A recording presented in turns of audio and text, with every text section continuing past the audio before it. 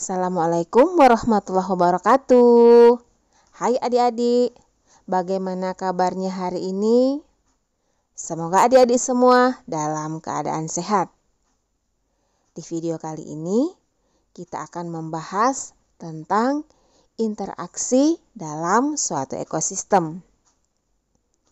Materi ini berkaitan dengan ayat-ayat Al-Quran, yaitu Quran Surah Al-Mulk ayat 3, Quran Surah Al-Hijr ayat 21, Quran Surah As-Sajdah ayat 27, Quran Surah Al-Ankabut ayat 41, Quran Surah Ali Imran ayat 191, dan Quran Surah Luqman ayat 10.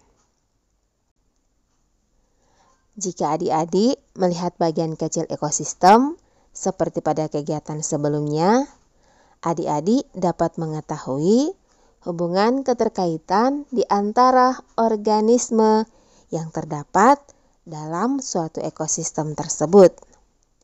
Setiap organisme tersebut tidak dapat hidup sendiri dan selalu bergantung pada organisme yang lain dan lingkungannya.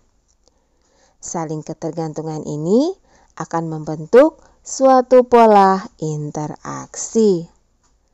Terjadi interaksi antara komponen biotik dengan komponen abiotik dan terjadi interaksi antar sesama komponen biotik. Interaksi tersebut mencakup 3 hal, yaitu interaksi antara makhluk hidup dengan makhluk hidup yang lain, macam-macam simbiosis, dan peran organisme berdasarkan kemampuan menyusun makanan. Interaksi antara makhluk hidup dengan makhluk hidup yang lain. Interaksi antara makhluk hidup dengan makhluk hidup yang lain dapat terjadi melalui rangkaian peristiwa makan dan dimakan, seperti rantai makanan, jaring-jaring makanan, dan piramida makanan.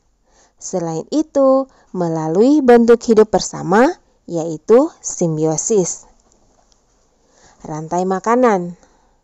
Rantai makanan merupakan peristiwa makan dan dimakan yang digambarkan secara skematis dalam bentuk garis lurus searah dan tidak bercabang.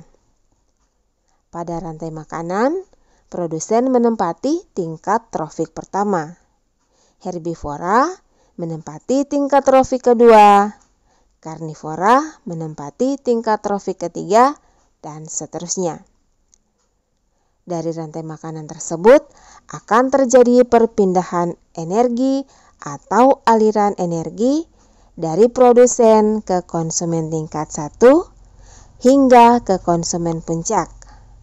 Pada rantai makanan, rumput dimakan tikus, tikus dimakan ular, ular dimakan elang. Jaring-jaring makanan.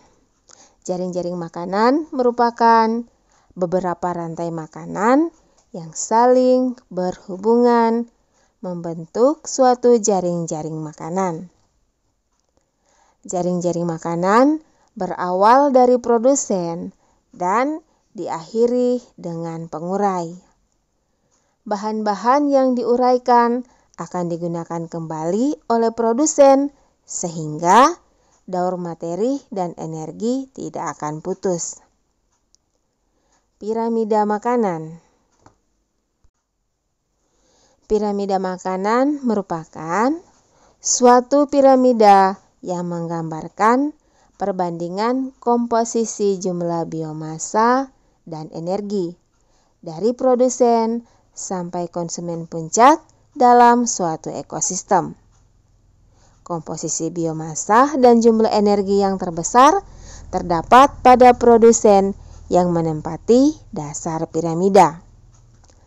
Komposisi biomasa dan energi ini semakin ke atas, semakin kecil, karena Selama proses perpindahan energi, akan terjadi penyusutan jumlah energi pada setiap tingkat trofik. Simbiosis merupakan bentuk hidup bersama antara dua individu yang berbeda jenis.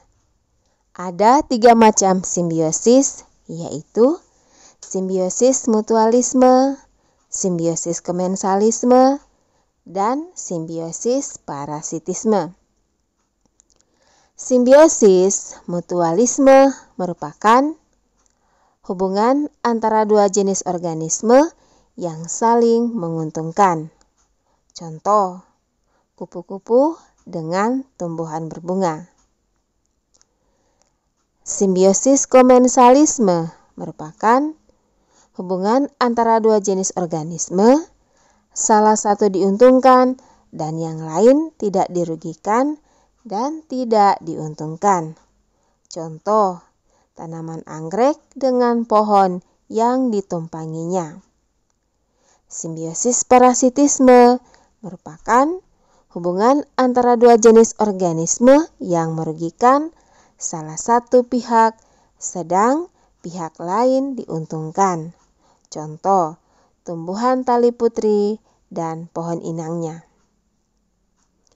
Peran organisme berdasarkan kemampuan menyusun makanan. Berdasarkan kemampuan menyusun makanan, peran organisme dibagi menjadi 2, yaitu organisme autotrof dan organisme heterotrof. Organisme autotrof merupakan organisme yang mampu menyusun makanannya sendiri.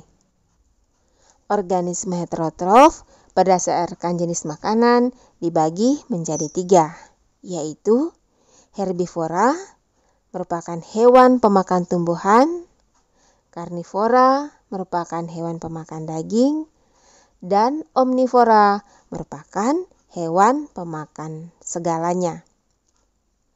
Pola interaksi manusia memengaruhi ekosistem. Manusia juga memiliki interaksi dengan lingkungannya. Berubahnya tatanan lingkungan oleh kegiatan manusia atau oleh proses alam menyebabkan kualitas lingkungan turun sampai ke tingkat tertentu. Akibatnya, lingkungan menjadi kurang atau tidak dapat berfungsi lagi sesuai dengan peruntukannya.